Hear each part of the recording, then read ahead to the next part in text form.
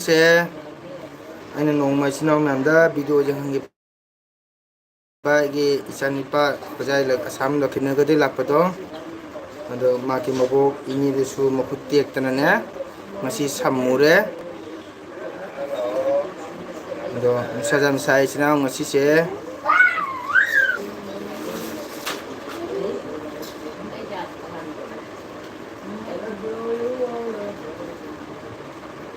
सजम साइ को मसी से इचिनाव मैम फजबे उंसे ngसाव को ma'am फजबे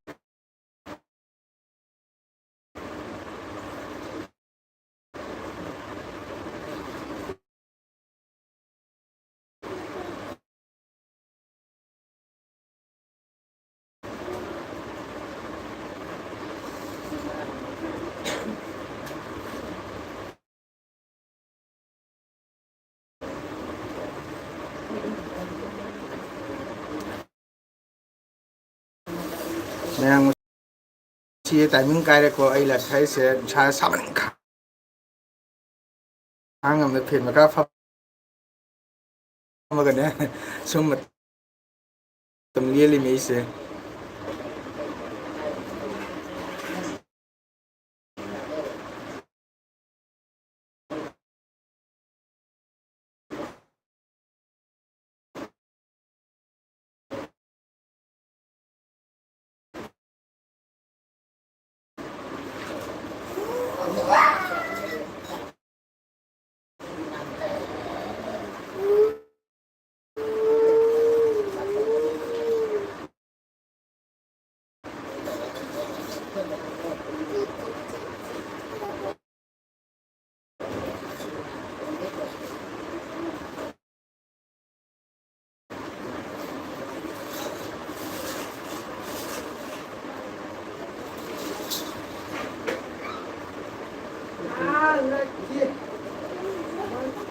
ngasi kai chatra pagang musam saintra ngasi sa musam sabani ngasi musa samangina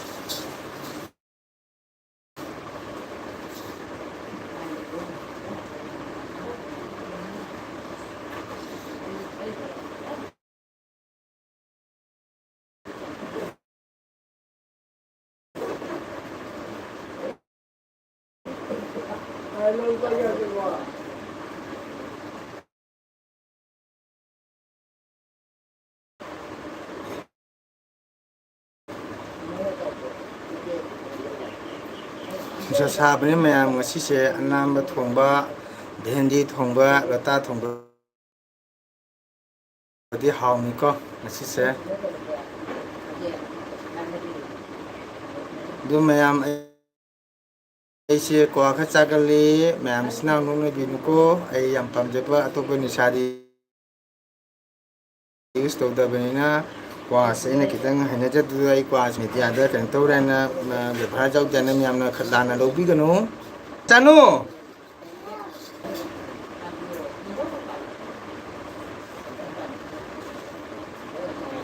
Chenab ma'am ऐदि निमिदां पुंग 10 दा को सिजत्रा मिनसा सामन खितना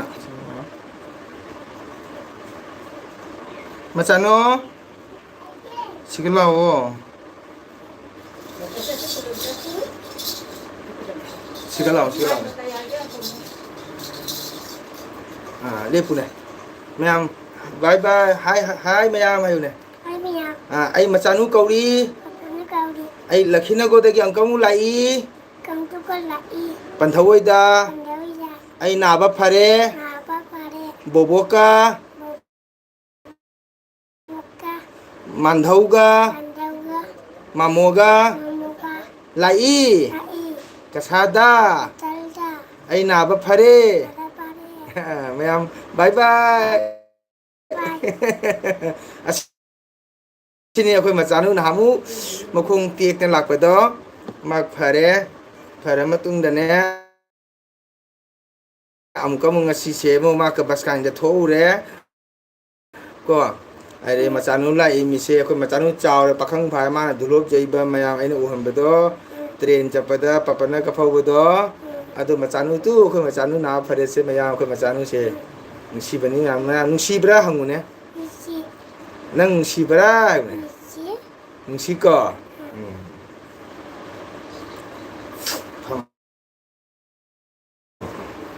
Sut nang mobile thole tu.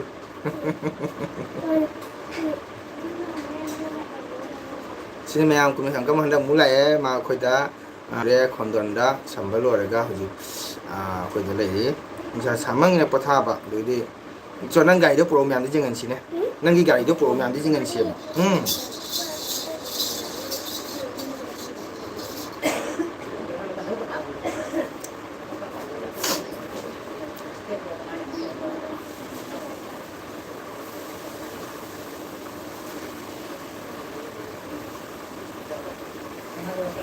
nam kana lagi nusa sasu sana ngatong wai sana si wow tu mayam gai le ai gai le ai ne tu macanu ki gari tipram le se tu uraba macanu ki tipra gari le se uraba ai ne uraba hang ne 우라보 urabo 우라보 ai gai le ai 요가리데이 titit tu macanu ki tipar gari le se ningoi hona nung hona macanu ki 우라도 잡아가이 macanu gai le tu caka kene ung caka ma ni ahum mari manga taru 뚜다마 caka taru pali ai ne 너무 마음이야 빨리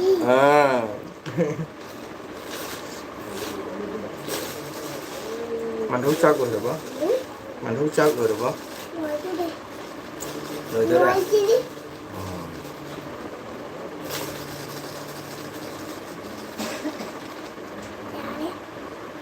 ra đấy là thâu rồi chứ ra rồi bố mà gầy thì lên qua gần này chỉ thuộc qua hầu rồi đấy liêng rồi bố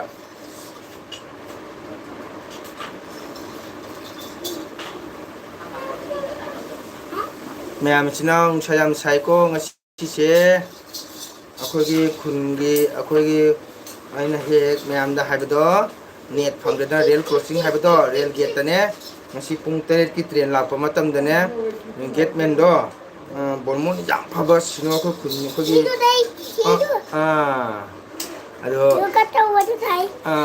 ꯑꯗꯣ ꯃꯥꯅ duty ꯇꯧꯔꯛꯏꯁꯨ ꯀꯨꯏꯔꯦꯕ ꯑꯩꯈꯣꯏ ꯀꯥꯛꯅꯥ ꯂꯩ ꯀ꯭ꯋꯥꯔꯇꯔꯗ ꯃꯥꯅ duty ꯇꯥꯔꯛꯏ ngasido pung 3:30ꯒꯤ train engine lakpa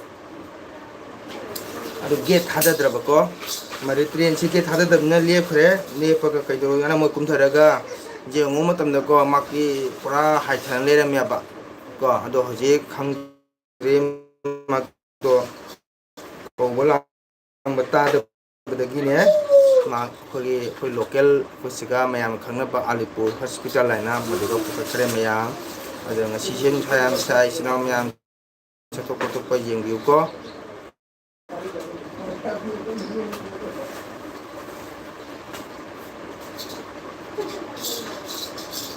gari do dia kan ni macam ni gari ai ki gari nanggi gari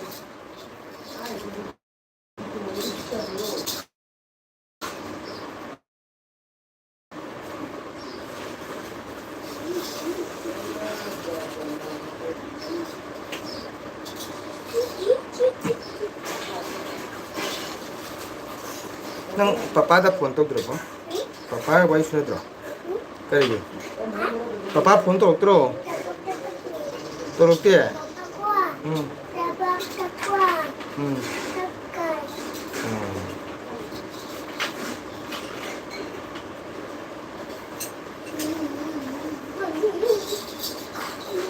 sinam yang kena lagi wai sana si kita matamje matabak ti kan matam ni ko chai sing song ba matam ni ngasi che nusa bi sai ngasi che jen chin thong ba chim thong anam ba thong ba sobi thong ba myam kwam tam cham ni si ko isno myam ayam kam je ba ko ani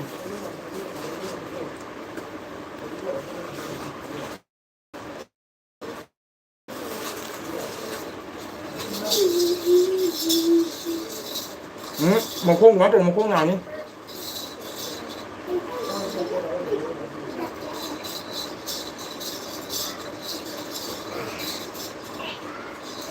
ôi mà vậy ấy là em à lấy đâu nung ngày đi nào cái đi ôi no ôi phải chẳng cho nó lấy này Bangalore đây kì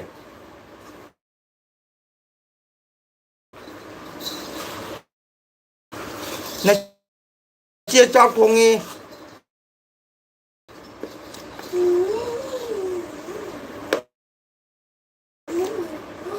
rồi lấy đâu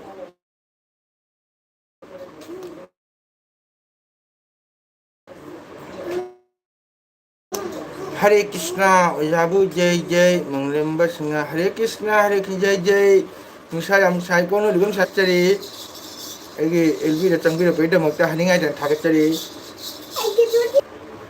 Ado Nangari Usigari, Sanjana Singa, Laito, Kari Yang, Manglemba, Hare Krishna, Takatari, Ado Laito Biramo. Naik tok dia ko, nungai di ko.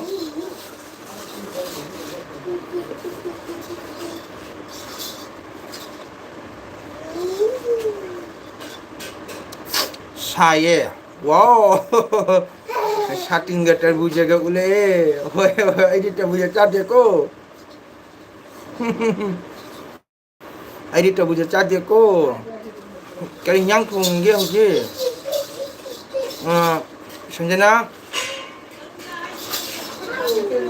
Nó chia nó cái nhang thuồng gai sao nó chỉ chia nó cái nhang thuồng gai nó mới nó cái nhang thuồng gai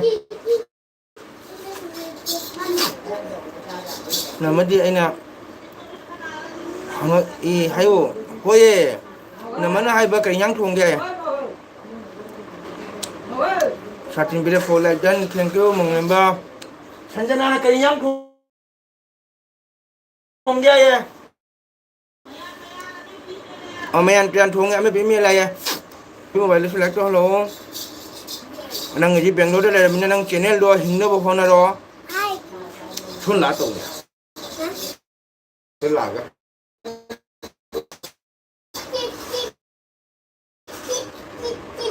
นี่ngoài kia mong lên ba ấyนี่ngoài kia sản xuất ngà thuồng sản xuất iban hai tab là mong lên ba sinh ra năng subscribe cho đó comment nó thằng khó like to kro ma so jana wa support to kani ado nang channel do hingna bo hono ibai nai se ko ibai su support to ke ado manglemba singa se nang comment ma thangbo sap to go ma so jana back hala kani jam phabani ko ado nang channel su hingna bo hono si ko ibai su support to ke tabra sanjana pero gai chi bi do pero chi pi gai do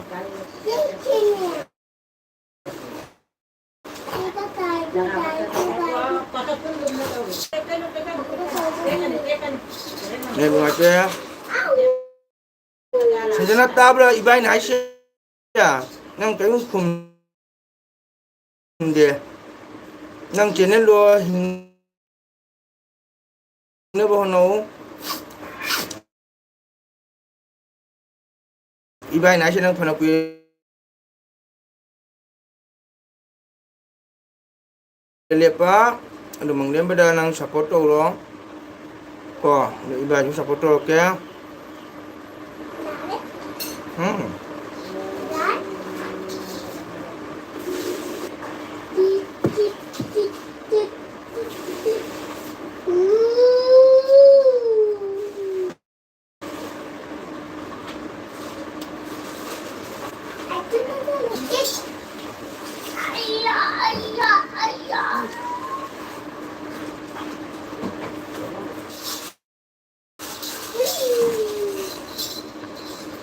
dạ thì ngủ xếp luôn kìa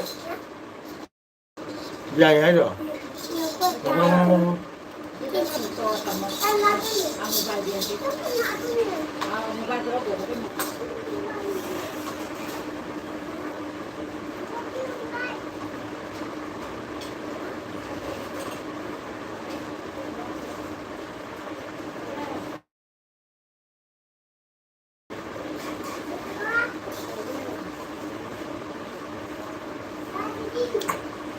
Sanjana ibai na hai nang tatro. Ini nang gai se. Pot luman na to yung tu pot lumi ba. Mai ba.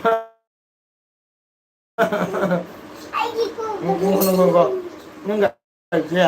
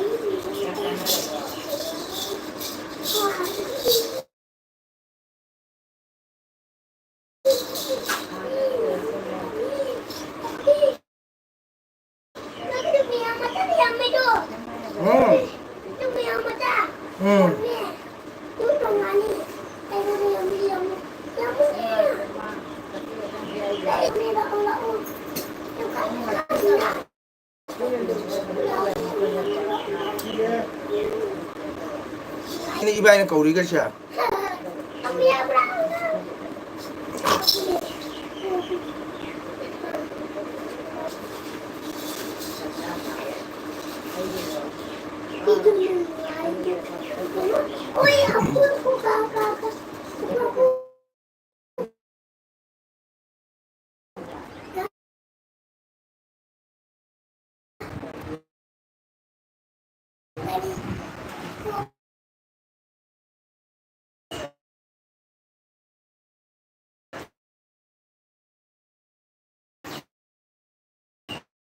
Pambini miyam.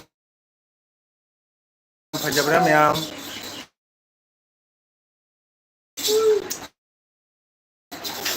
Siya lagi pambini chino miyam. Nimitun chobi gonta dum sak dei baru gonta sai chino miyam ko. Hingga sai miyam siya saku sama cha.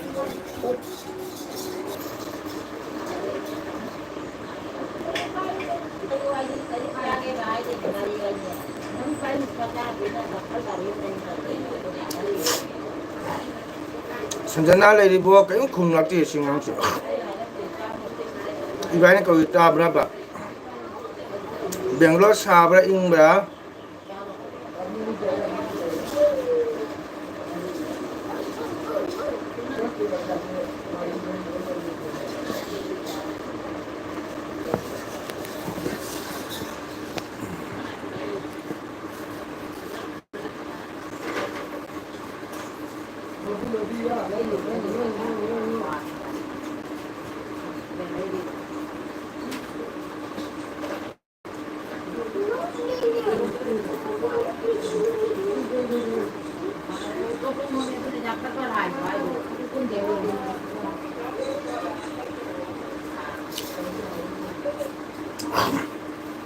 Sinaw ko naknalay ge.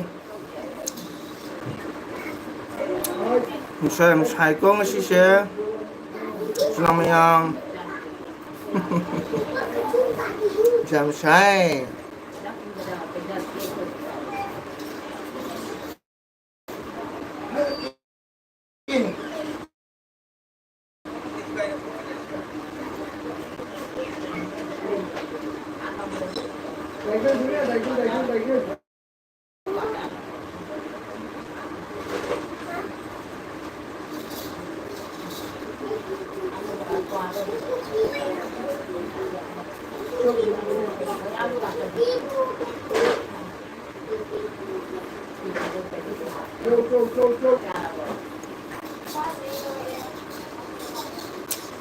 Sinaw ko naknalay ngaway sana si.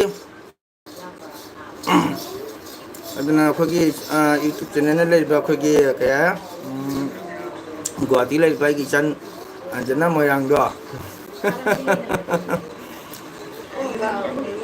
Haji si ko maki video mo lak pada ko elim la kadang ai ngok to ngam ni ke ma na go to gi dam hai sin ba den den ni ba dam lawai ka se sat khi dana ko adana hoji ai ma gi video nge ye ngam de ko ma video se yeng ba den no ya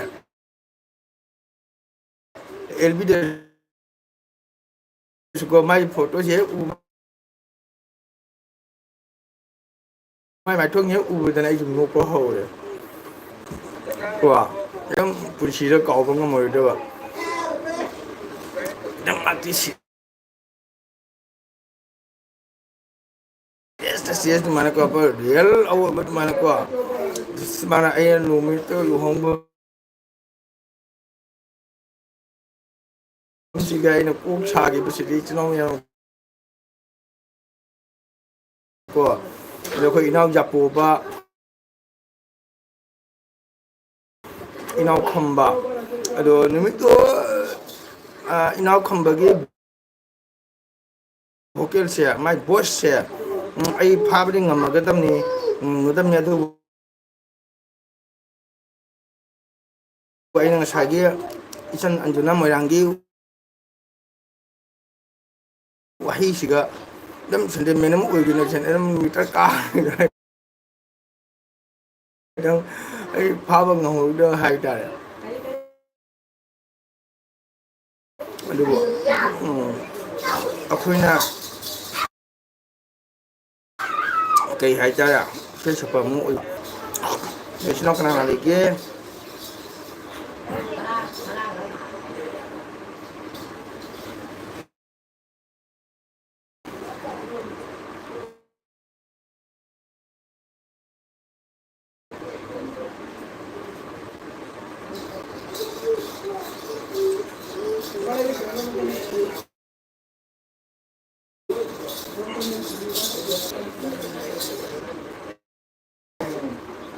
akwai shi gidi mutum na fan dia ko shi shi la ya ba la ko to mushi nu mushi la ko ma ya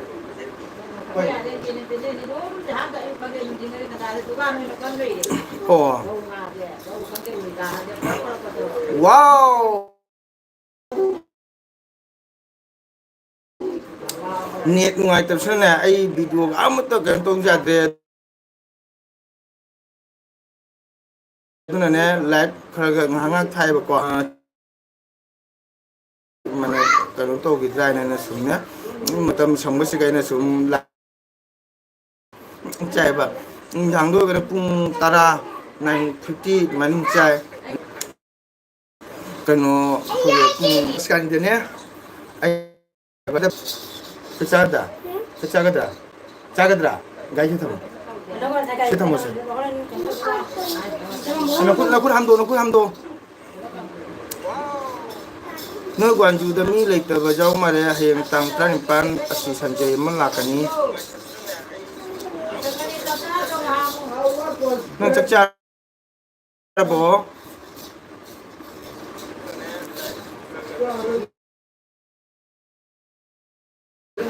net nuai tie nung asi lo re mi gi kan pu se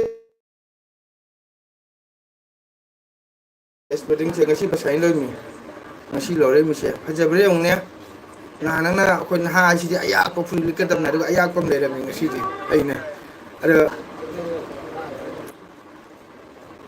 as ai masanu mala mo kare mu kur hang ge sing le te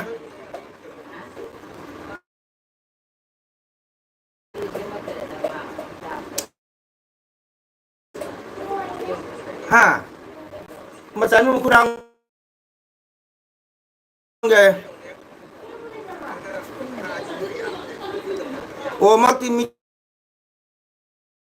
chong mi hen ni na lam phang dress and dek se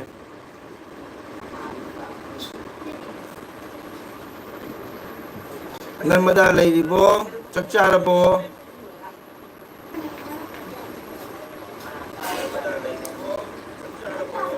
thank you narmada phaje ya ja dai tie le harau ri bo lo mang di ni pa tha phaje hai bo lai ri okay thank you cái nhang cha kìa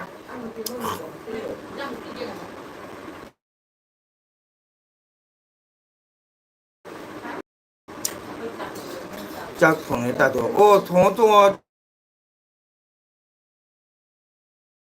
짝퉁어버디 포타로 짜신 거라가 짜라 포타로 땡큐 몽기 프레스 버니 파제 하베 있다니까 땡큐 땡큐 파제 말에 걸린 거 아니죠 아이네 샤를 잡으리더라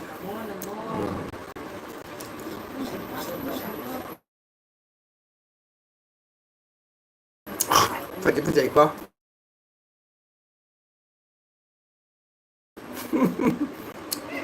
ok chắc thùng mình chắc thùng cái nhang thùng mình có hai pakora thùng bạ jai adubu pakora sẽ đi kitang pampate adubu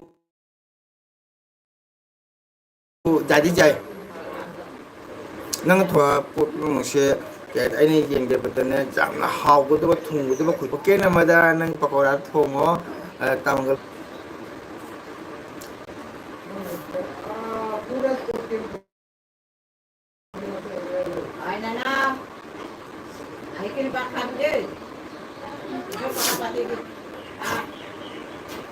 tar phoro iman mati ka uro kotha baki ase ko banware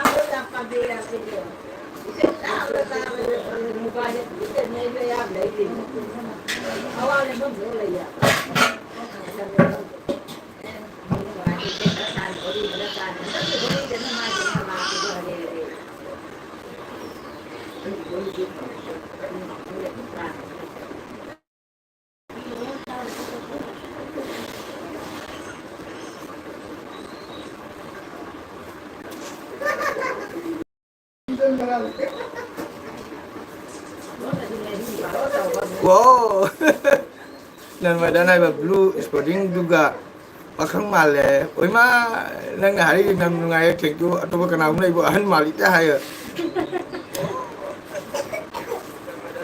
Nang pakang male tentu namada.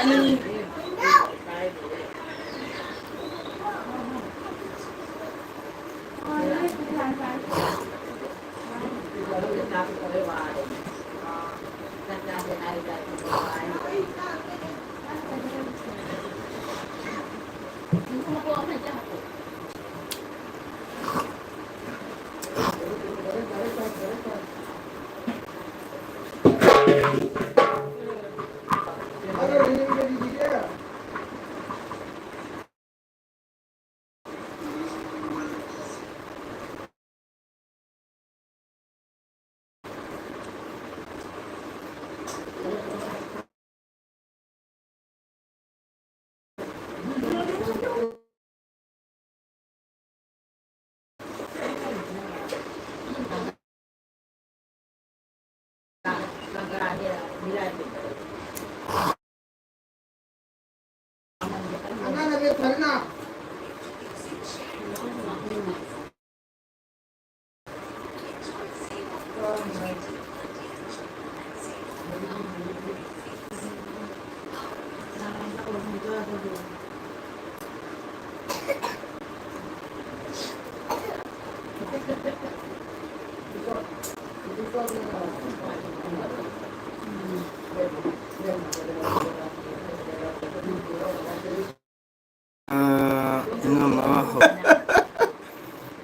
đây nó hay hay cả hay ini mana pagi tahu ini mah nganggal dia bener dulu pagi tahu ini tahu ini cuma nganggal dia semuanya Gimana này đi hắn mà người ta hay bữa cô sẽ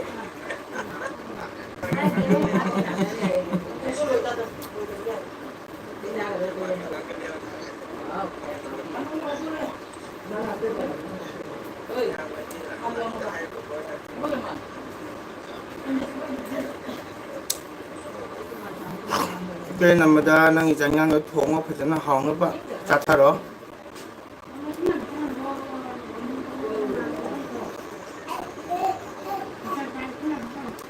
chim mình đó tầm của nó hàng ngày hay có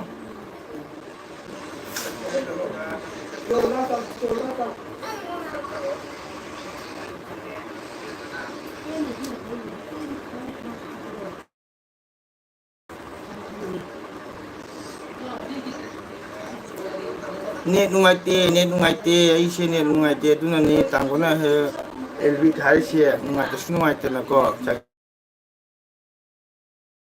e video do to za da video na ja da na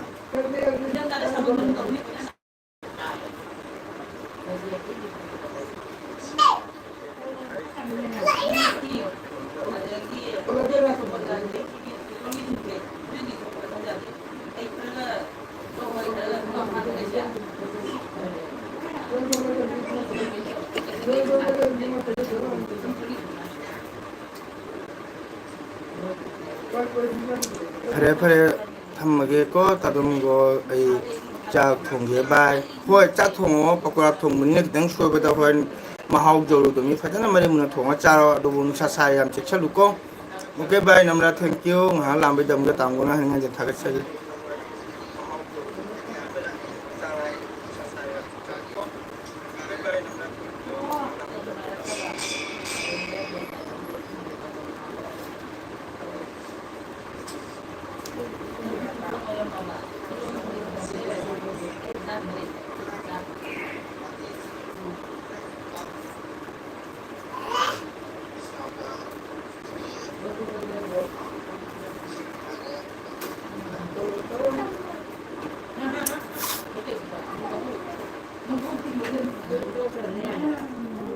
as chakre kare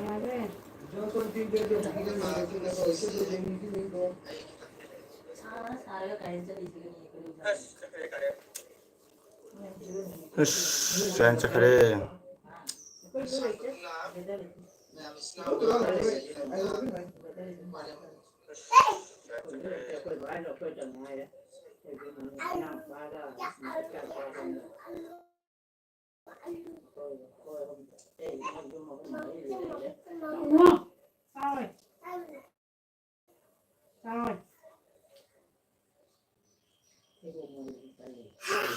Oh.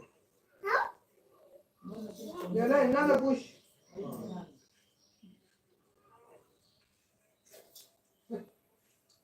Itu makin kan apa tuh?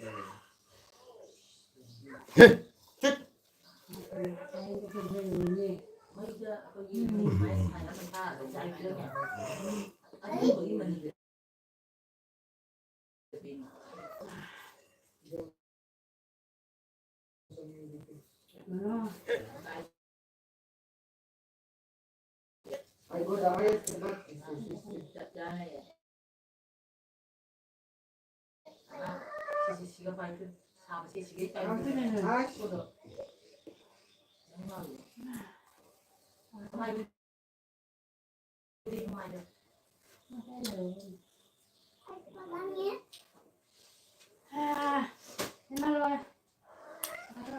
에스 풀리해.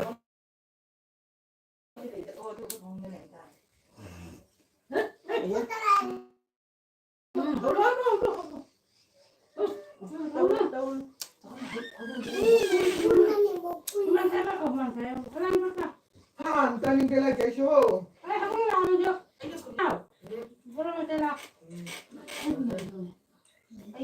에스 풀리해. 만져.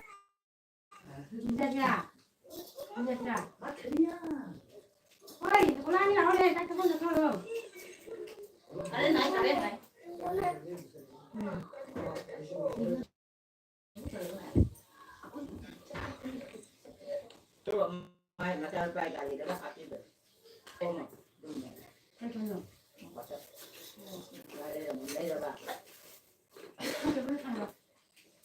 nên rồi lên đây là phải ra khỏi nhà thằng 그나 왜 둘라 지금. ada poli ini bisa nanti ada yang sana poli yang dulu cara baru mulai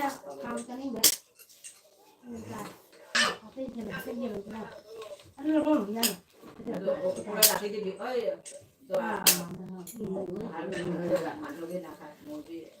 kali boleh kali tadi ayu 망고나. cuma betul dia bilang tadi ayu ya ini cuma ya mai aja yang 가랭 구세. 갓도 보, 갓 바람 좀 보세.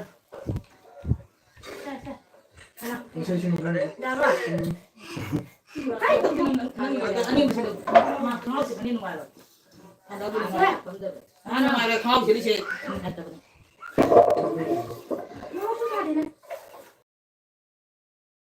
망고.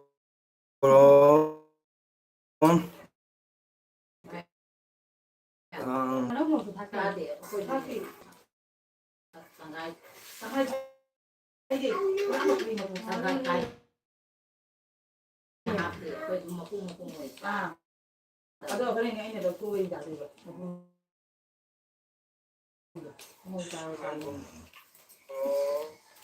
Ini keling di ini keling.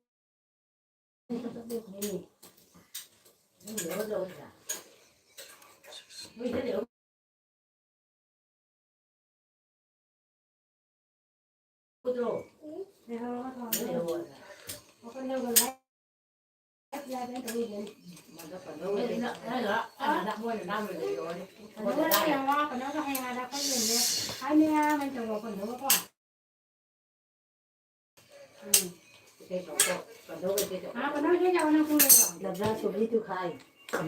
Labra ni. Begun. Doi.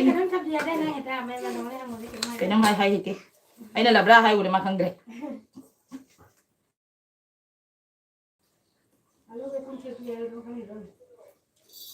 Ani tebung baru kan, noi miss tahu. Puna mau suruh bani labra hai. 이제 잠만 가서 그 정한다.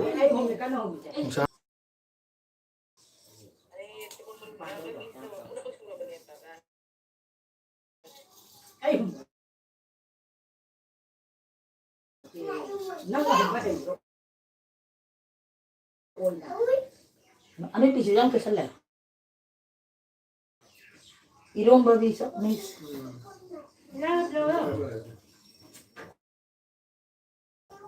Aduh kan 앞이요.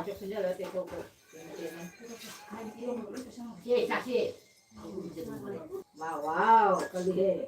Cari.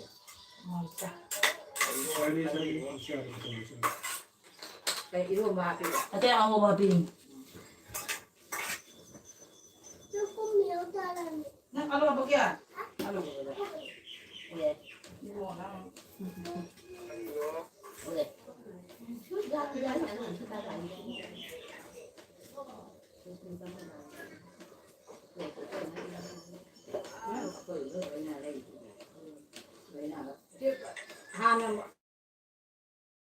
Mình dùng được cái gì mà đâu một cái đồ cho mình tự nhiên.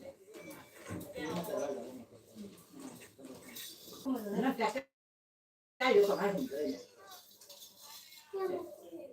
오이드는 건데 아이 뭐 여기 있지. 오이드. 나 오이드 건데. 시작. 머리 가지네. 부자로 내가 부자로 머리 가지네. 무슨 가지? 엄마 가야겠네.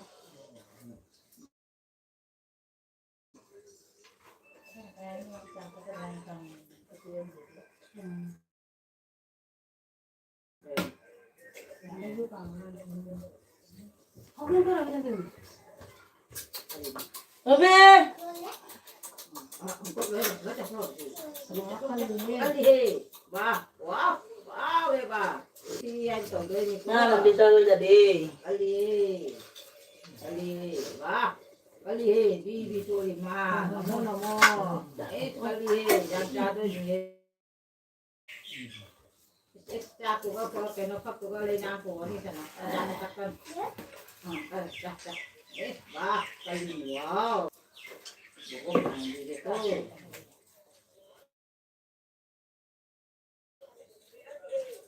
Ano ma ko ye du. Tani kanane kawai. Legal oh Hawaii sana se.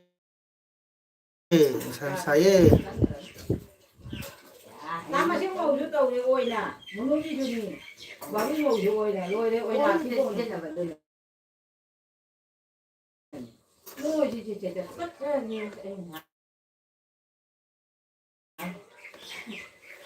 Nama sih mau oi na kana khabe oi si ju hei la ba ko ni. Ko te ko no oi du na. Tau no ko ma kan Cho đến cái này, từ ngày này ra đây này, nhà cái ngày này ngủ vậy.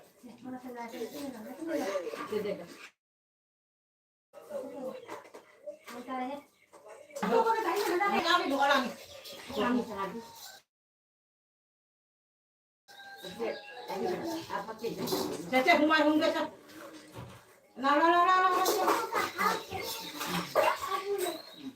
Nhà không mà còn cô mà đâu thì có cô. Thì nó có cô. Thì cho nó ra cái số cô. Nhưng mà đúng gì mà đâu biết. Cái cái nữa mà ta có thể được. Có thể số còn ăn mà đâu phải. Wow. Vô cái. Ngay hơn. Vào đi qua đi.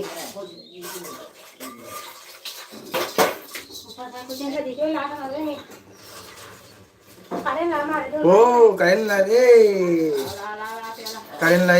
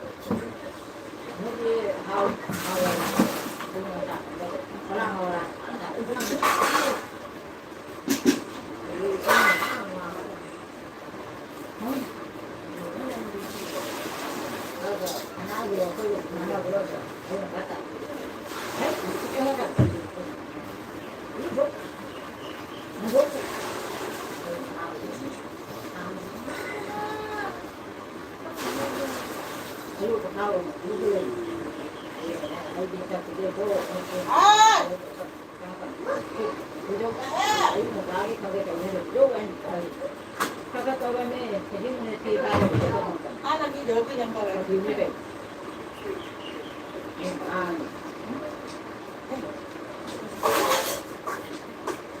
Đã rồi nè.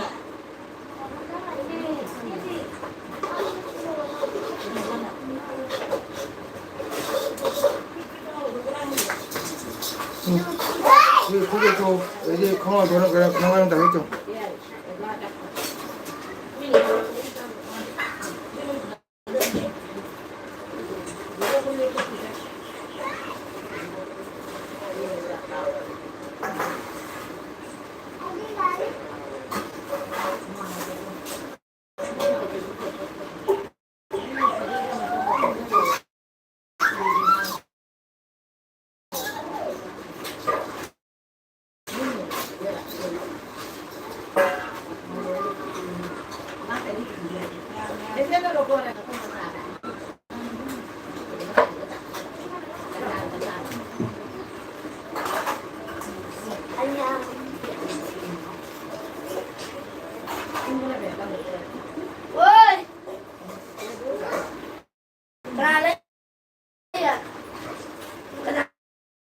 어디가? 어디야?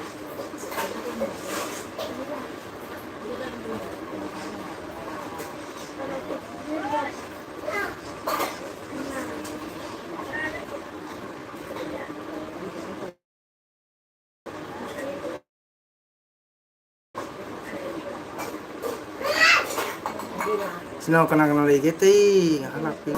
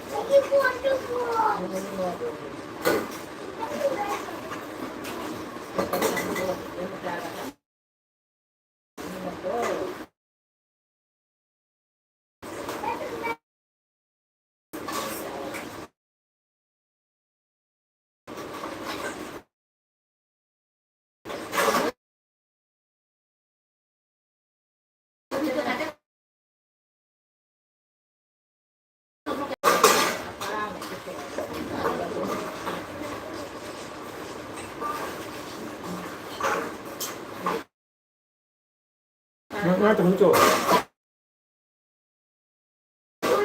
Mana tulis mana tu? Teman di sini. Nah, berarti kat sana dah tu terlebih dulu.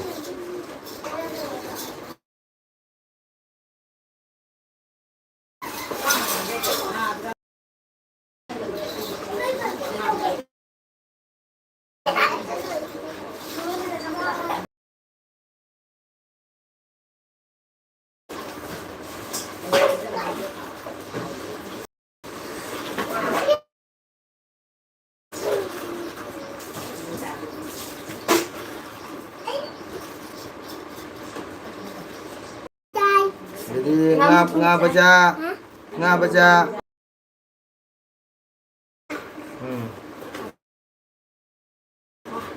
Lari. Sini. Nâng là miếng cây cối em đó. Hai cô xem em rồi. Cái đi.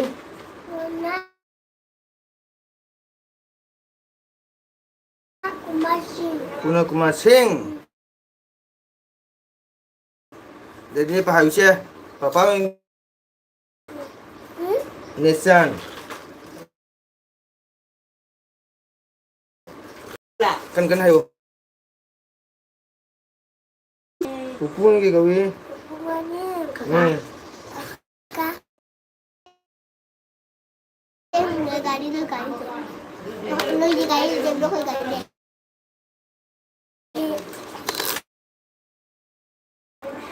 Baca.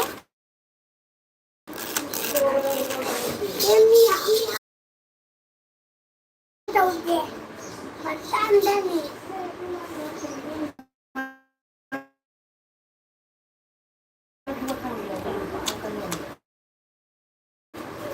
Dia nu ai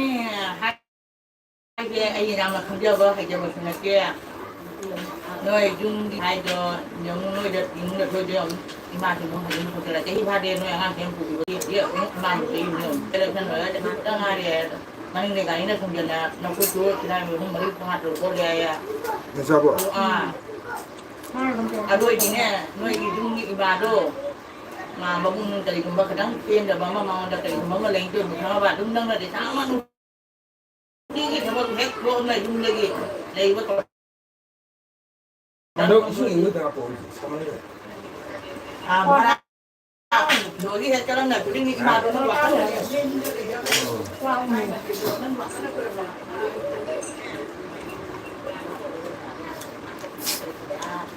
Ma'am Singaw. Ay ko làm sao bên na có laptop nhà nó để phát display đầu tiên khai pin di koyam cai adana jase pecetri ai si jam nan jaba mini ko ja phemba hachang nan ba do kwa zaman to ni ko इसलिए दोस्त लोग मेरे channel में रहने वाला दोस्त लोगों को बुरा मत पाना मैं तो पान ज़्यादा खाता है इसलिए एलबी में व्यवहार नहीं है डिसिप्लिन नहीं है बोलकर वो दोस्त लोगों ने गलत महसूस ना ठीक है मैं तो पान बहुत खाती हूँ दूसरा निशा यूज़ नहीं करता हूँ ड्रिंक्स सिगरेट सादा तम्बाकू मैं यूज़ नहीं करती हूँ मैं इसलिए पान यूज़ करती हूँ इसलिए मैं दोस्त लोग वही दोस्त लोग मेरे चैनल में रहने वाला दोस्तों को सपोर्ट करो मैं भी आपको सपोर्ट करती हूँ ठीक है मेरे 5 जगह खाते हैं इसलिए मेरा दांत पूरा लाल हो गया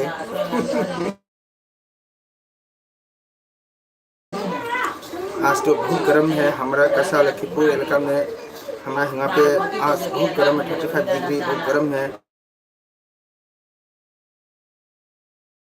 इसलिए मैंने खाना खा कर लाइक सो रहा हूँ दोस्तों के साथ मिलता हूँ ठीक है दोस्तों सपोर्ट करो मेरे चैनल में देखने वाला मेरा मंगल मेहता को सपोर्ट करो मैं भी सबको सपोर्ट करती हूँ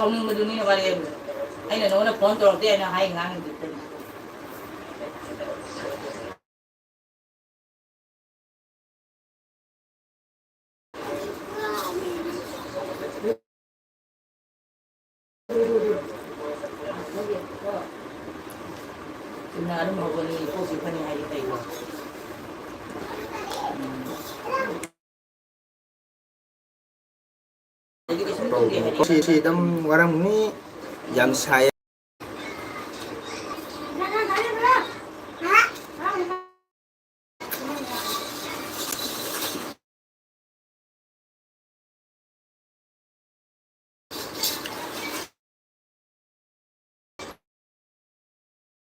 yang đi tăng thử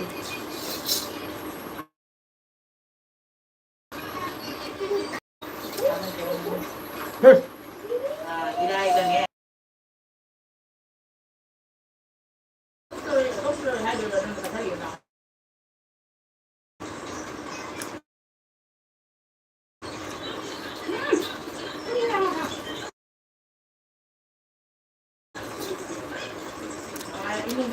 em ưng thì mong này thì su bữa sẽ thang rất mới hiền lên nghe chậm sẽ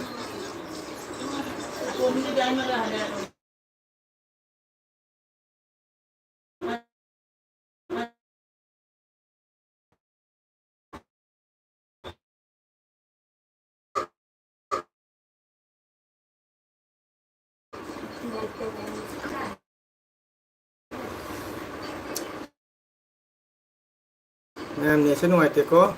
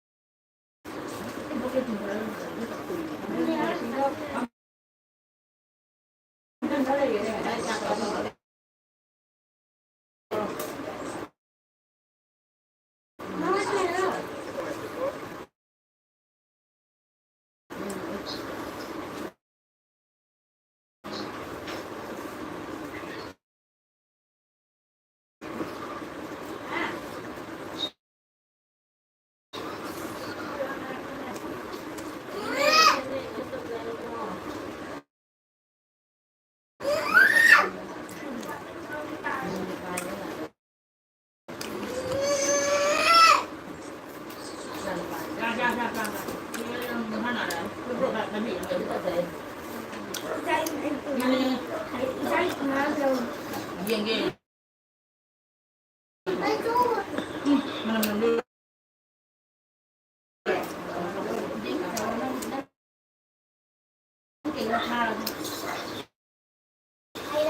Em qua ra một xào với chồng một thế này ăn mình gửi ra chú đi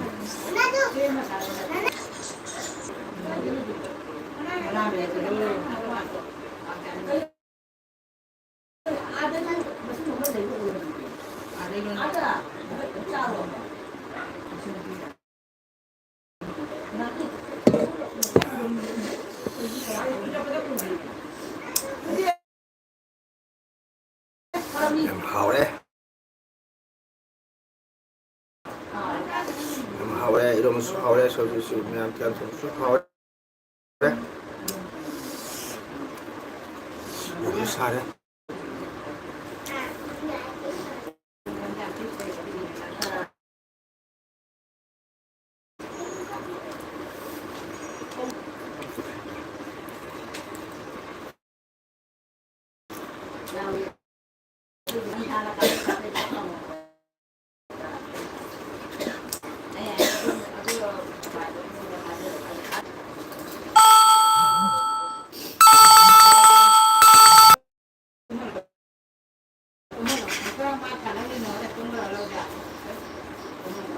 Ayo ngatu mo wait mo ngatu mo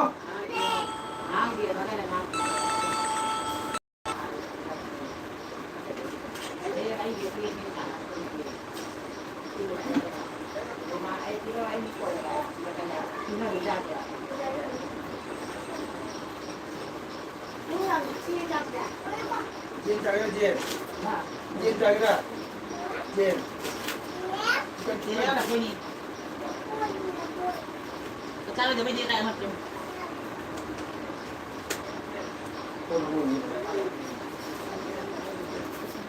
अय्या वाह बहुत गर्म है दोस्तों आज बहुत गर्म है हम साये से मैम कमाई तौनरिगे सासिदा कनामता लाक्त्रे कोई नर्मदा ला मतुंगदति कनाम लाक्त्रे ma'am musa साबनिना ma'am पठानरमनिको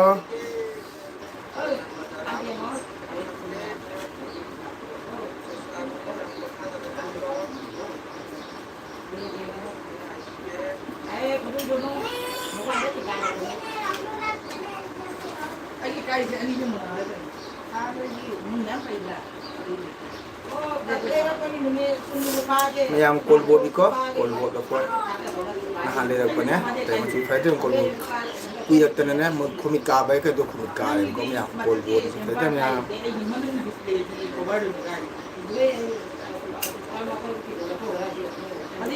Adi sumber kami na. Kau di mana le tak sini juga kami bikin kita itu. Ada kena ada tak, tak ada tak ada tak ada tak ada. Anda, lu dia kan tak ada ada kan dia. Mana ni? Kalau sekarang ni apa? Ini ini sudah ada.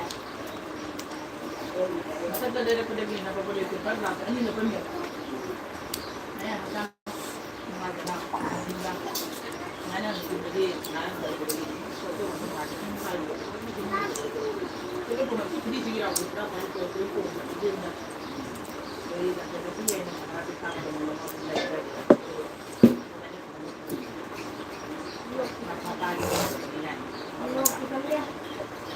Nung item yang isnaw sayang saiko kanano kubi yang galai kanano komen thambiramu isnaw kanano lapi dapat target kubi amalai ado komen dong thambiramu isnaw yang masih senam somba isnaw singyang waram ni sing sayang say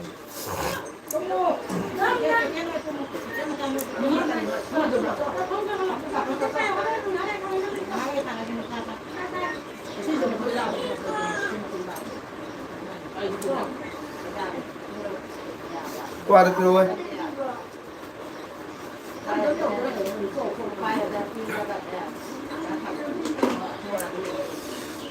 qua được rồi kanano kopi maestra lai komen thambiramo sinaw mayam sa sabanina pothanaraba Aja hendak building makhluk ini siam siam tu siapa asisi building floor hong sakang segi abas, kusah masa dia, kalau matung dia min jamai min dia esi kena tu dia lelong am narai ko.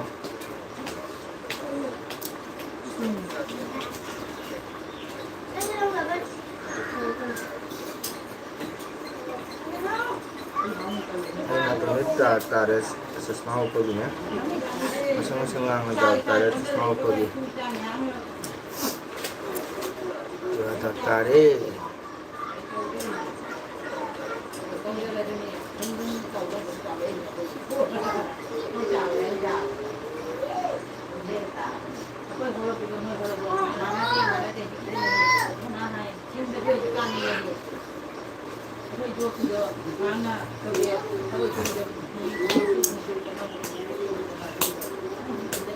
Anak kenal ide, cino.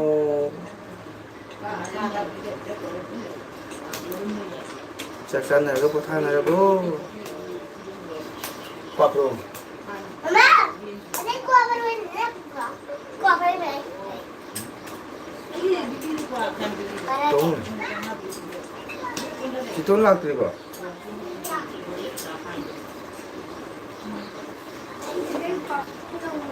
Xem sàng này. Mình tổ xe. Ayang di xây lý. Ayang di mas mari xây lý.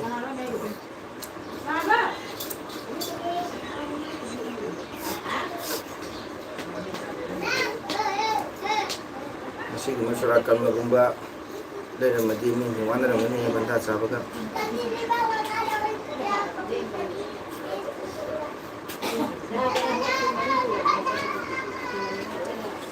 Saya Musaiko.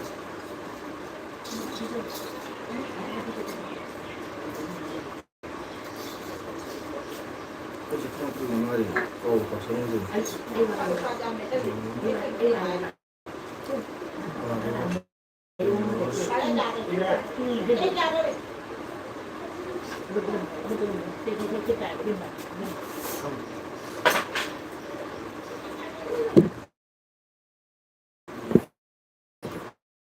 Ano siya do?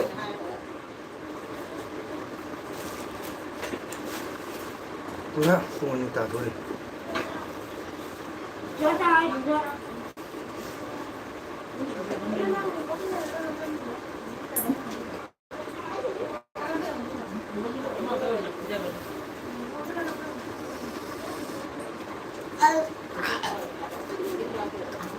Ma'am, support.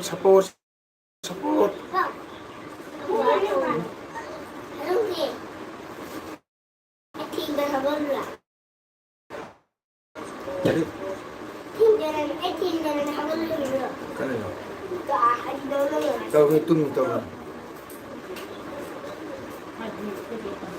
Ma'am, sabra kang Andres, no?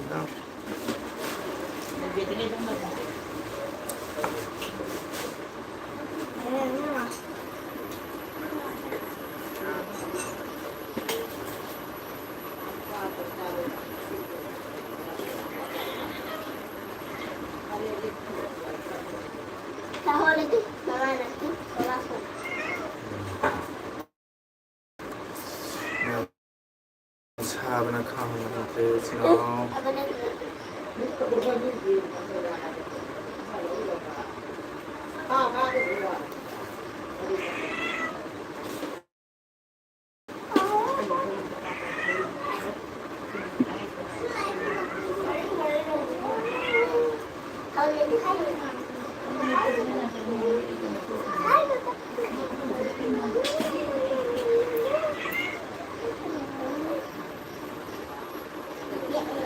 Mama tak bercium.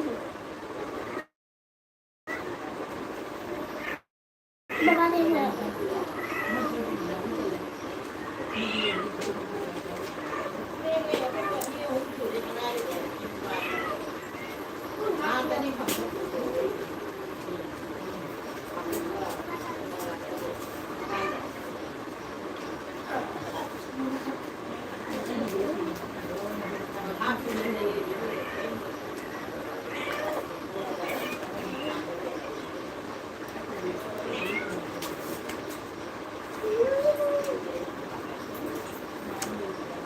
냠냠 사이.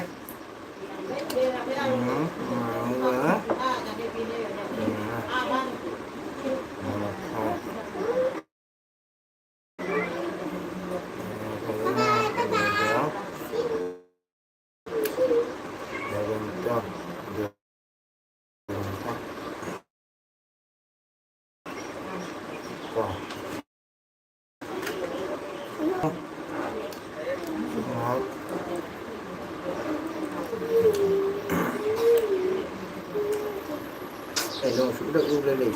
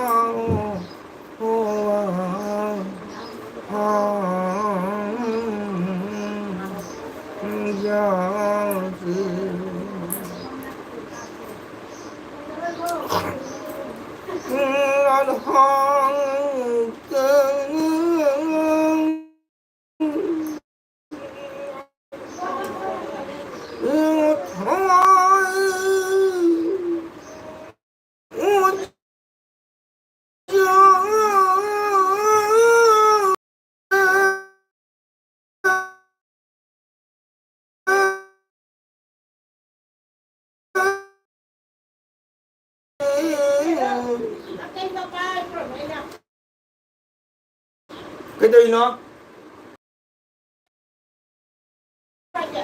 mà ra luôn à? 아래 자세히 불어. 형을 자세히 불어.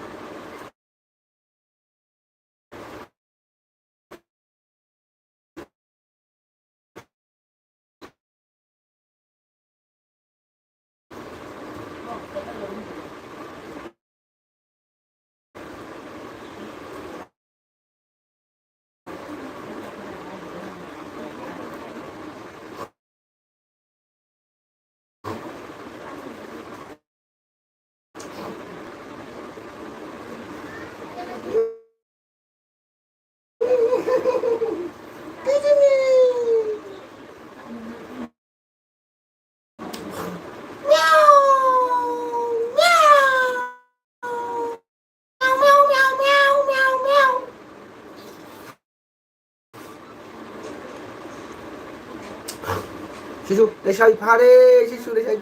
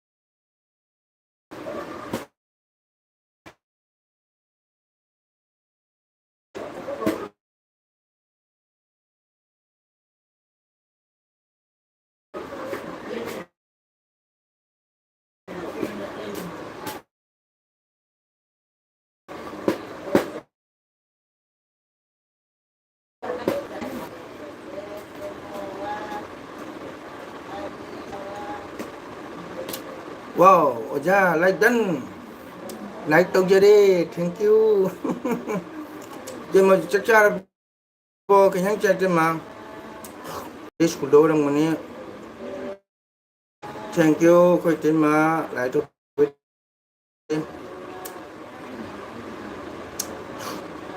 Tema chakchar bo. Tema this could do money.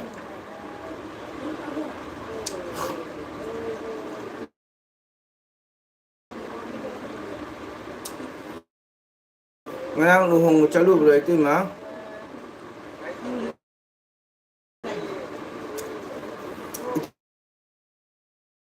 Tema phajabe.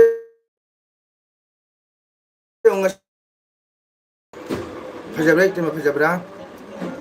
Sudah Indonesia. Oh.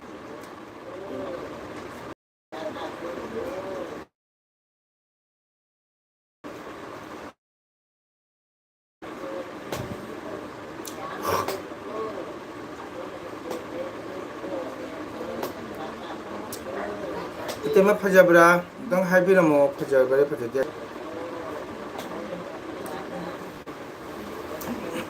Singa si lere imba sainde phajabra mo. Dang haro phajadi do. Phajabra dang hara mo tema duga tham duga khamo.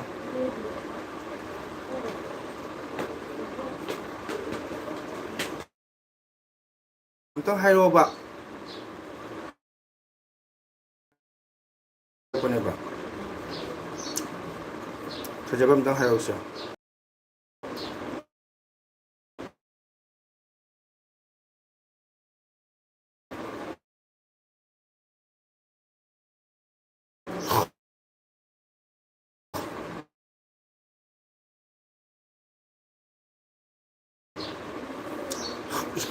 Tulang ga luhong ta trai ba. Do ai phuja phajabra dang hara mo tema sai lere ni percent gi.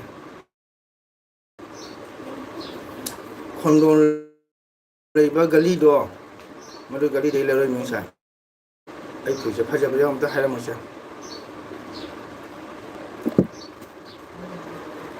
Kanya. Ni nung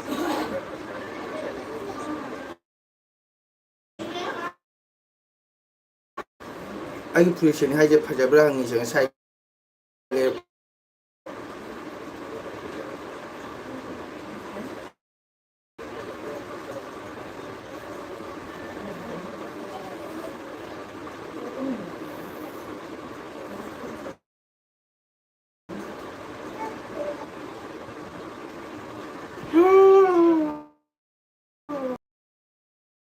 masih ya.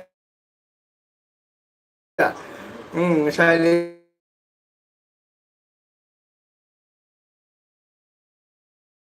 thank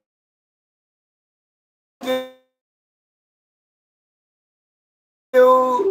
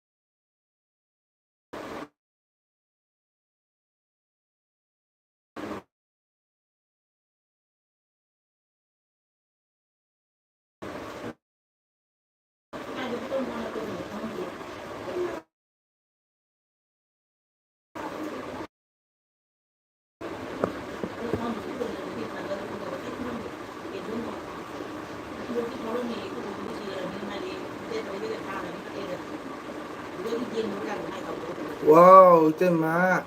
Thank you. Hojik telai aku tema se tema kanyang chai. Tema thank you. Tema kanyang chage.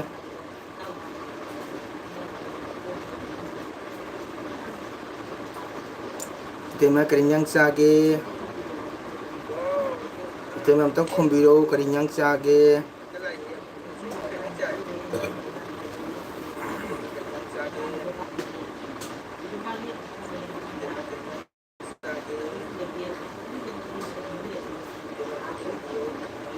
Tema kanyang chage.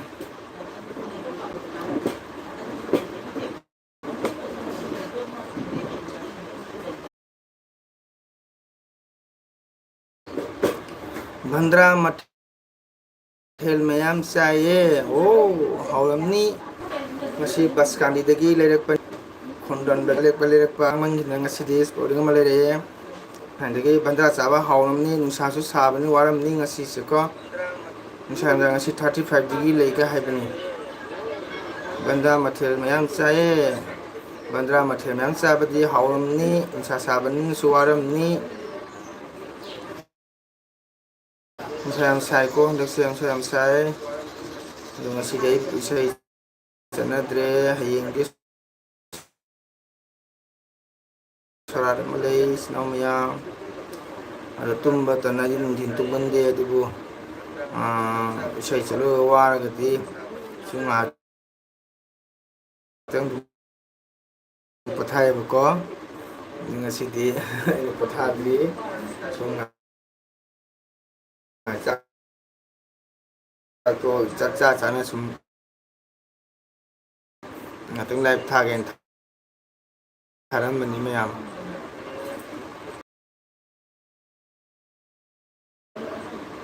bana cha waram mani ngasing cha sa bani na temo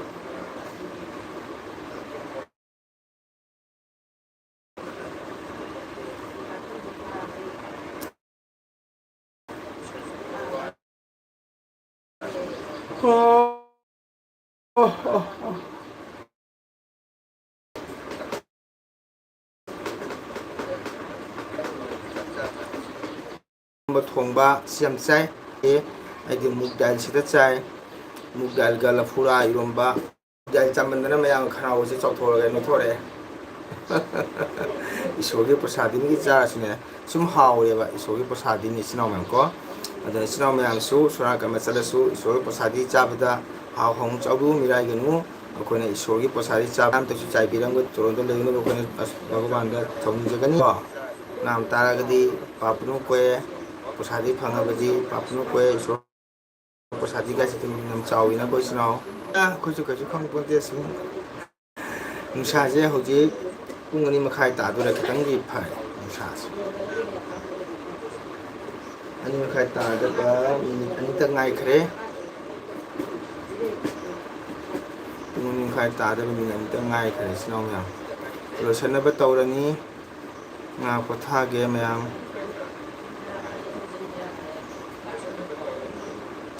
ani makai ta daba ini tengah heko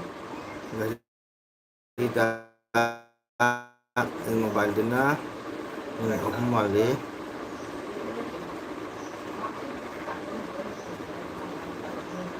saya pikir सुंदर है बा बहुत सुंदर है भैया खूब सुंदर है अपना तो खूब सुंदर मानुष स्पोर्टिंग लगे पूरा जॉइन हुई से हाई ओ ठीक है से फिर यार ये पिरो है पूना है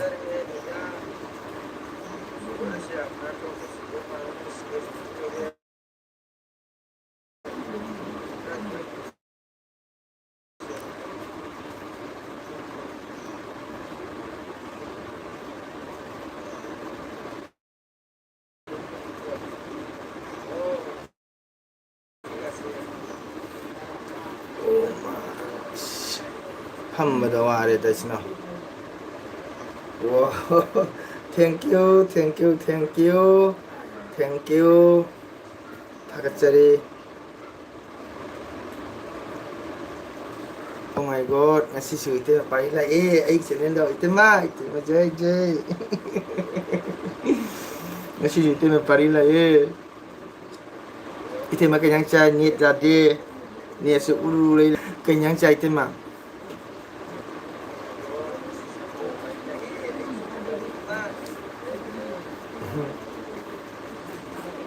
Koi te pari ji ai channel da la ti ba jam tai jam ngai thian char ge te mang si se mayang tuyan thongba ma adugadi iromba ma adugadi nu si dak ne adugadi thunjak pi ba jam ga chai ti ma koi te ma di kari yang chai nu sa jam chai ko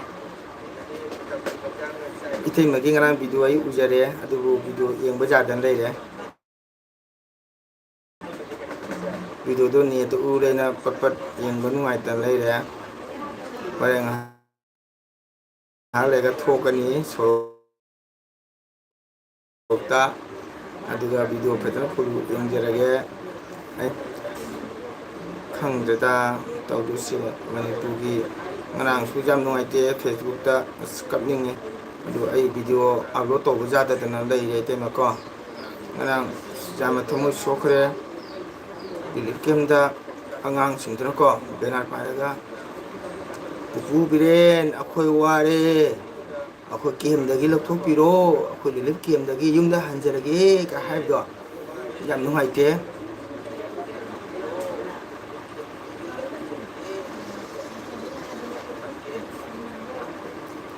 oh bandu kang hai Chogri thongba khajing bora oh my god मैं ते में जब हम चाहे खजिंग बोला का तो इरे चा फंग दबा खजिंग बोला का दिते मा हो जम nuaite ते मा मनang ai video di semjare ado upload to ba ja dan lai re nuaite angang singduna bu biren akhoi ware akhoi yum halage ko akhoi yum da thadok piro akhoi lilik em da ware hai ai jeng ma jam noi ke ngang su video da Facebook da ngang theng na bani manpugi channel lo kaw re I salo dre ado video di seme ado net ki problem na ai upload to ba dan lai re te ma jam noi te angang su na ko postcard pa ra ga tupu biren akhoi ware akhoi yum halagi ka yang aja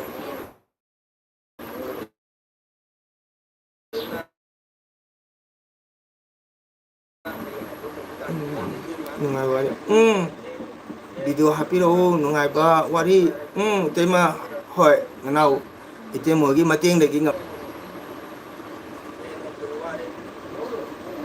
nungai te ngang sing tuna ko adi postcard pa ra ga koi ware koi lu kem dagi koi ꯌꯥꯎꯕꯤꯔꯛꯑꯣ thank you ꯏꯇꯩꯃ ꯑꯩ ꯃꯤꯒꯤ ꯏꯂꯨꯁꯨ ꯌꯥꯝ ꯌꯥꯎꯕ ꯉꯝꯗꯦ ꯏꯇꯩꯃꯀꯣ ꯑꯗꯨꯝ ꯑꯌꯨꯛꯀꯤ ꯑꯩꯁꯤꯅ ꯅꯨꯡꯉꯥꯏꯇꯕꯅꯤ ꯑꯩꯅ ꯂꯩ ꯐꯝꯅꯤ ꯅꯦꯠ ꯌꯥꯝ ꯅꯨꯡꯉꯥꯏꯇꯦꯕꯀꯣ ꯑꯩꯈꯣꯏꯒꯤ ꯆꯠꯂꯗꯤ ꯅꯦꯠꯁꯦ ꯈꯤꯇꯪ ꯅꯨꯡꯉꯥꯏꯕ ꯅꯨꯡꯗꯥꯡ ꯊꯦꯡꯕꯅꯤꯅ ꯊꯣꯛꯄꯁꯨ ꯅꯨꯡꯉꯥꯏꯇꯕ ꯋꯥꯏ ꯐꯥꯏ ꯀꯅꯦꯛꯁꯟ ꯇꯧꯁꯜꯂꯣ ꯊꯥꯗ ꯆꯥꯝꯃꯔꯤꯇꯅꯤ ꯑꯣ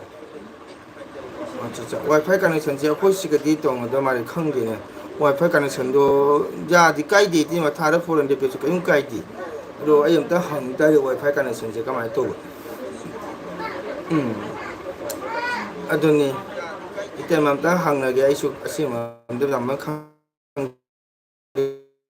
ꯋꯥꯏ ꯐꯥꯏ ꯀꯅꯦꯛꯁꯟꯁꯦ ꯑꯩꯈꯣꯏ ꯁꯤꯒ ꯇꯧꯅꯕ꯭ꯔꯥ ꯇꯧꯅꯗꯕ꯭ꯔꯥ ꯑꯩꯈꯣꯏꯗꯤ ꯇꯥꯎꯟꯗꯩꯅ ꯑꯩꯅ ꯂꯩꯔꯤꯁꯦ ꯇꯥꯎꯟꯗꯒꯤ ꯀꯤꯂꯣꯃꯤꯇꯔ ꯑꯃ ꯃꯈꯥꯏ ꯀꯤꯂꯣꯃꯤꯇꯔ ꯑꯅꯤꯅꯦꯕ ꯏꯇꯩꯃꯀꯣ ꯑꯩꯅ ꯂꯩꯔꯤꯁꯦ ꯇꯥꯎꯟꯗꯩꯅ ꯃꯅꯨꯡ ꯆꯪꯉꯤꯁꯦ ꯀꯤꯂꯣꯃꯤꯇꯔ ꯑꯅꯤꯅꯤ ꯀꯣ ꯑꯞ ꯗꯥꯎꯟ ꯑꯣꯏꯕꯅ ꯀꯤꯂꯣꯃꯤꯇꯔ ꯃꯔꯤꯅꯤ ꯑꯩꯅ ꯆꯠꯂꯤꯁꯦ ꯕꯖꯥꯔꯗꯒ ꯈꯔꯁꯥ ꯇꯧꯕ ꯆꯠꯂꯤꯁꯦ ꯑꯗꯣ ꯑꯩ ꯑꯝꯇꯪ ꯍꯪ ꯇꯥꯔꯦ ꯋꯥꯏ ꯐꯥꯏ ꯀꯅꯦꯛꯁꯟꯁꯦ ꯀꯃꯥꯏꯅ ꯇꯧꯕ ꯀꯥꯏꯗꯦ ꯏꯇꯩꯃ ꯊꯥꯗ 400 ꯑꯣꯏꯇꯥꯔꯗꯤ ꯑꯩ ꯁꯣꯏꯗꯅ ꯑꯩ ꯇꯧꯒꯦ ꯏꯇꯩꯃ ꯅꯦꯠ ꯌꯥꯝ ꯅꯨꯡꯉꯥꯏꯇꯦ ꯑꯗꯨꯅ ꯈꯪꯗꯦ ꯑꯗꯨꯅ ꯏꯇꯩꯃꯒꯤ ꯚꯤꯗꯤꯑꯣꯗꯣ ꯉꯔꯥꯡ ꯍꯥꯏꯐꯦꯠ ꯌꯦꯡꯕ ꯌꯥꯗ꯭ꯔꯦ ꯑꯗꯨꯝ ꯎꯪꯉ ꯂꯩꯔꯦ ꯑꯗꯨꯗꯤ ꯌꯦꯡꯗ꯭ꯔꯦ ꯍꯣꯔꯦꯟ ꯈꯪꯗꯦ ꯉꯥꯛꯇꯪ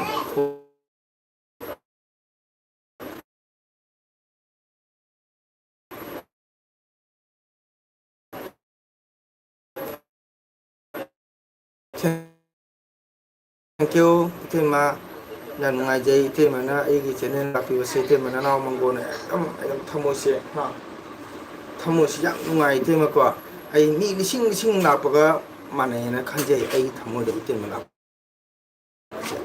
ꯑꯗꯣ ꯏꯇꯩꯃꯁꯨ ꯃꯇꯝ ꯂꯩꯕ ꯄꯨꯝꯅꯃꯛꯇ ꯃꯇꯝ ꯄꯨꯝꯕꯗ ꯅꯨꯡꯉꯥꯏꯕ ꯚꯤꯗꯤꯑꯣ ꯑꯗꯨꯝ ꯂꯧꯕꯤꯔꯛꯎ ꯏꯇꯩꯃꯗꯤ ꯌꯥꯝ ꯆꯤꯜꯂꯝꯒꯅꯤ ꯀꯣ ꯇꯥꯗꯅꯒ ꯊꯕꯛ ꯆꯠꯄ ꯑꯉꯥꯡꯁꯤꯡꯒ ꯑꯗꯨꯒꯗꯤ ꯃꯅꯤꯄꯨꯔꯒꯤ ꯍꯥꯏꯇꯅ ꯄꯥꯎ ꯂꯧꯊꯣꯛ ꯂꯧꯁꯤꯟ ꯇꯥꯊꯣꯛ ꯇꯥꯁꯤꯟ ꯇꯧꯕ ꯌꯥꯝ ꯋꯥꯔꯝꯒꯅꯤ ꯏꯇꯩꯃꯗꯤ ꯑꯩꯈꯣꯏꯗꯤ ꯀꯩ ꯍꯥꯏꯇꯥꯔꯦ ꯁꯪꯕ ꯃꯇꯝꯗ ꯁꯨꯝ ꯚꯤꯗꯤꯑꯣ ꯁꯨꯝ ꯂꯧꯕ ꯁꯨꯝ ꯌꯦꯡꯕ ꯍꯥꯏꯇꯥꯔꯦ ꯍꯣꯏ ꯌꯥꯝ ꯅꯨꯡꯉꯥꯏꯅꯤ ꯑꯩꯈꯣꯏꯗꯤ ꯅꯦꯠ ꯌꯥꯝ ꯃꯊꯧ ꯇꯥꯏꯀꯣ ꯏꯅꯥꯎ ꯃꯅꯤ ꯏꯇꯩꯃ ꯑꯩꯈꯣꯏꯗꯤ ꯅꯦꯠ ꯃꯊꯧ ꯌꯥꯝ ꯇꯥꯏ ꯑꯗꯨꯅ ꯑꯩ ꯑꯝꯇꯪ ꯌꯦꯡꯖꯒꯦ ꯏꯇꯩꯃ ꯑꯝꯇꯪ ꯇꯥꯟꯅꯔꯒꯅꯦ ꯋꯥꯏ ꯐꯥꯏ ꯀꯅꯦꯛꯁꯟꯁꯦ ꯀꯃꯥꯏꯅ ꯇꯧꯕ ꯑꯝꯇ ꯍꯪꯖꯒꯦ ꯏꯇꯩꯃ ꯌꯥꯝ ꯅꯨꯡꯉꯥꯏ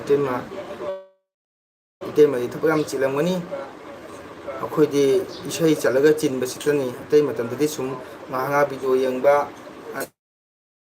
ꯑꯗꯨꯅꯤ ꯅꯦꯠꯁꯤꯅ ꯑꯩ ꯀꯔꯤꯒꯨꯝꯕ ꯊꯕꯛ ꯑꯃ ꯇꯧ ꯌꯥꯗ꯭ꯔꯦ ꯏꯇꯩꯃ ꯑꯗꯨꯅ ꯏꯇꯩꯃꯗꯤ ꯌꯥꯝ ꯋꯥꯔꯝꯅꯤ ꯃꯌꯥꯝꯒꯤ ꯄꯥꯎ ꯂꯧꯊꯣꯛ ꯂꯧꯁꯤꯟ ꯃꯅꯤꯄꯨꯔꯗ ꯀꯔꯤ ꯇꯧꯔꯤ ꯃꯅꯤꯄꯨꯔꯗ ꯀꯔꯤ ꯍꯧꯖꯤꯛ ꯀꯔꯤ ꯆꯠꯊꯔꯤ ꯃꯅꯤꯄꯨꯔꯗ ꯀꯔꯝ ꯍꯥꯏꯅ ꯀꯩꯗꯧꯔꯤ ꯍꯥꯏꯕ ꯁꯤꯒꯨꯝꯕ ꯄꯥꯎ ꯂꯧꯊꯣꯛ ꯂꯧꯁꯤꯟꯁꯦ ꯌꯥꯝ ꯋꯥꯔꯝꯒꯅꯤ ꯏꯇꯩꯃꯗꯤ ꯑꯗꯨꯅ ꯃꯇꯨꯡꯗꯁꯨ ꯋꯥꯔꯁꯨ ꯋꯥꯅ ꯏꯇꯩꯃꯅ ꯃꯄꯨꯒꯤ ꯊꯧꯗꯥꯡꯗꯒꯤ ꯋꯥꯗꯕ ꯀꯣ ꯇꯔꯥꯒꯤ ꯁꯦꯕꯥ ꯑꯣꯏꯁꯅꯨ ꯏꯇꯩꯃꯕꯨ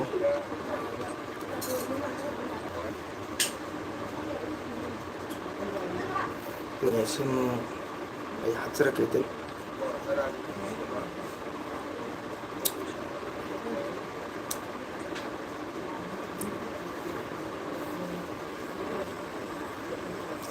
ꯂꯥꯏꯛ ꯗꯟ ꯏꯕꯨꯡ ꯑꯣ ꯊꯥꯖ ꯑꯣ ꯃꯥꯏ ꯒꯣꯗ ꯑꯩꯒꯤ ꯏꯆꯟ ꯊꯥꯖꯜꯂꯛꯑꯦ ꯀꯩ ꯏꯟꯁꯥꯡ ꯆꯥꯏ ꯊꯥꯖ ꯋꯥꯔꯧꯅꯨꯀꯣ ꯅꯕꯨꯡꯅ ꯏꯆꯟꯒꯤ ꯑꯦꯜꯕꯤ ꯃꯄꯨꯡ ꯐꯥꯅ ꯌꯥꯎꯕ ꯉꯝꯗꯦꯀꯣ ꯀꯩ ꯍꯥꯏꯇꯥꯔꯦ ꯅꯕꯨꯡ ꯂꯩꯐꯝꯁꯦ ꯅꯦꯠ ꯌꯥꯝ ꯋꯥꯏꯑꯦ ꯑꯗꯨꯅ ꯑꯩ ꯃꯇꯝ ꯁꯪꯕꯗ ꯁꯣꯏꯗꯅ ꯑꯩ ꯚꯤꯗꯤꯑꯣ ꯀꯩꯅꯣ ꯇꯧꯖꯔꯒ ꯏꯆꯟꯁꯤꯡꯒꯤ ꯁꯞꯄꯣꯔꯠ ꯇꯧꯒꯅꯤ ꯀꯣ ꯏꯆꯟꯗꯤ ꯅꯕꯨꯡꯒꯤꯗ ꯍꯦꯛ ꯂꯥꯛꯏ ꯑꯗꯨ ꯅꯕꯨꯡꯅ ꯍꯧꯖꯤꯛ ꯂꯥꯏꯞ ꯊꯥꯏꯁꯦ ꯅꯦꯠꯁꯦ ꯎꯔꯨ ꯂꯩꯔꯦꯕꯀꯣ ꯑꯗꯨꯅ ꯑꯩꯅ ꯂꯥꯏꯞ ꯊꯥꯏꯕ ꯑꯩꯒꯤ ꯃꯣꯕꯥꯏꯜꯁꯤꯒꯅꯦ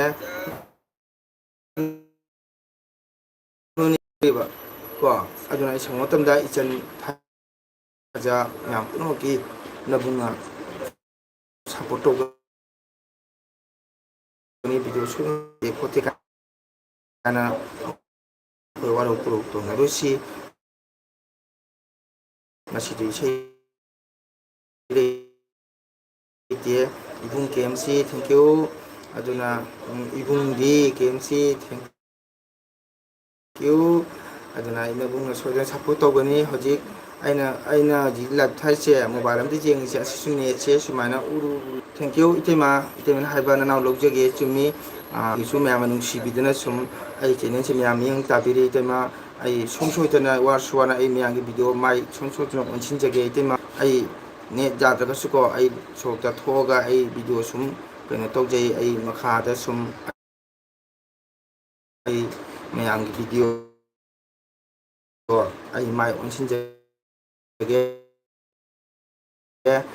ꯏꯇꯩꯃꯅ ꯑꯩꯕꯨ ꯁꯞꯄꯣꯔꯠ ꯇꯧꯕꯤꯕ ꯏꯇꯩꯃꯅ ꯑꯩꯕꯨ ꯊꯧꯒꯠꯄꯤꯕꯒꯤꯗꯃꯛꯇ ꯏꯇꯩꯃꯕꯨ ꯍꯥꯏꯅꯤꯡꯉꯥꯏꯇ ꯅꯅꯥꯎ ꯊꯥꯒꯠꯆꯔꯤ ꯏꯇꯩꯃ ꯁꯨꯡꯁꯣꯏ ꯁꯣꯏꯗꯅ ꯑꯩ ꯃꯌꯥꯝꯒꯤ ꯚꯤꯗꯤꯑꯣ ꯑꯣꯟꯁꯤꯟꯖꯒꯦ ꯑꯩ ꯋꯥꯏꯐꯥꯏꯗꯨꯁꯨ ꯀꯅꯦꯛꯁꯟ ꯇꯧꯅꯕ ꯑꯩ ꯍꯣꯠꯅꯖꯒꯦ ꯏꯇꯩꯃ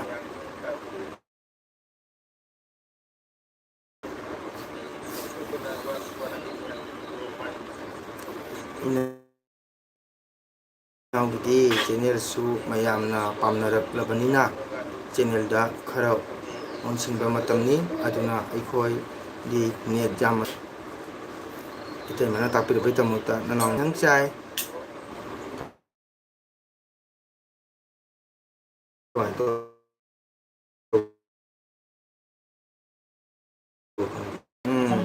ꯍꯣꯏ ꯏꯅꯥꯎ ꯌꯥꯝ ꯅꯨꯡꯉꯥꯏ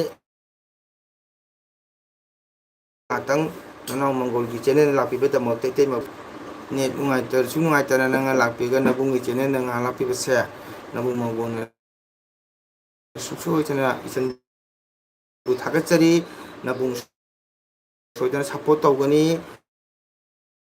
ꯀꯃꯥꯏꯅ ꯇꯧꯕ ꯑꯝꯇ ꯍꯪꯕ ꯇꯥꯔꯦ ꯃꯈꯣꯏꯅ ꯏꯁꯩ ꯏꯕꯨꯡ ꯅꯦꯠ ꯆꯞꯄꯦ ꯅꯨꯡꯉꯥꯏꯇꯦ ꯑꯗꯨꯝ ꯂꯧꯁꯟ ꯇꯥꯔꯦ ꯑꯗꯨ ꯅꯦꯠꯁꯦ ꯌꯥꯝ ꯅꯨꯡꯉꯥꯏꯅꯤ ꯍꯥꯏ